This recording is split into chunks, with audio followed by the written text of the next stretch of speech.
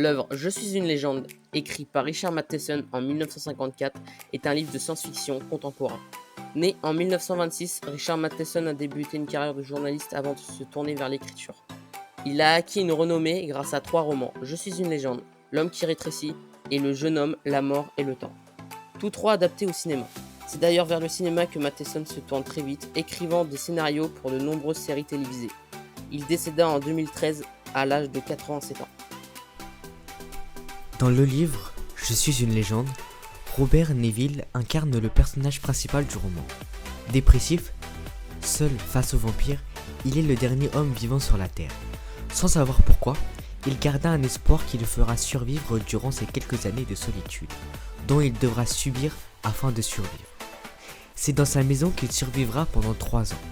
Préparé et amélioré pour survivre, c'est une maison un peu bancale, avec des planches de bois clouées sur les fenêtres, pour éviter que les vampires ne s'introduisent dans sa demeure afin de lui boire son sang.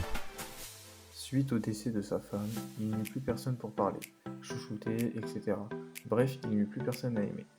Donc, il s'attacha à tout ce qui pouvait s'attacher, dont un chien errant. Il lui donnait pendant quelque temps à manger tous les jours afin d'essayer de l'apprivoiser. Un jour, il l'embarqua de force chez lui, puis après avoir fait connaissance avec le chien, il décida de lui faire un test afin de savoir s'il était contaminé. Malgré tout ce qu'il a fait pour le sauver, le chien mourra une semaine plus tard.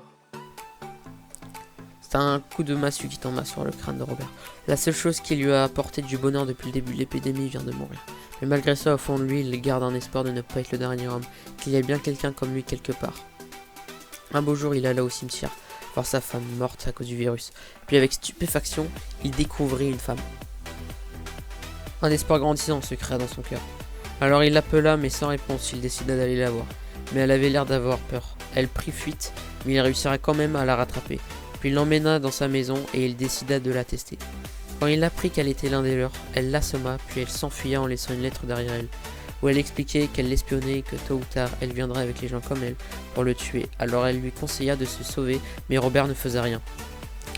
Il attendit l'arrivée de ceux qui viendraient le sauver de toute cette histoire. Mais à l'arrivée de ces derniers, ils tuèrent avec brutalité tous les vampires qui étaient devant chez Robert.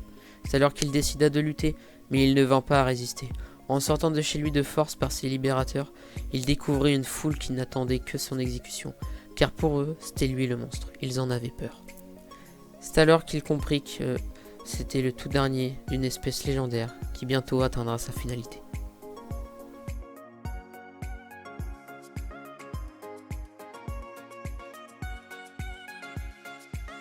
Pour ma part, j'ai particulièrement bien apprécié le livre, les actions du personnage, ou même des personnages, les situations où il se trouvait, le contexte de l'histoire, mais j'ai trouvé les éléments un peu longs, car j'ai trouvé que c'était un peu répétitif.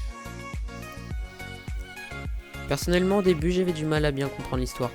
Alors j'ai décidé de regarder le film, chose à ne pas faire, car l'adaptation en film est loin de l'histoire qui est dite dans le livre.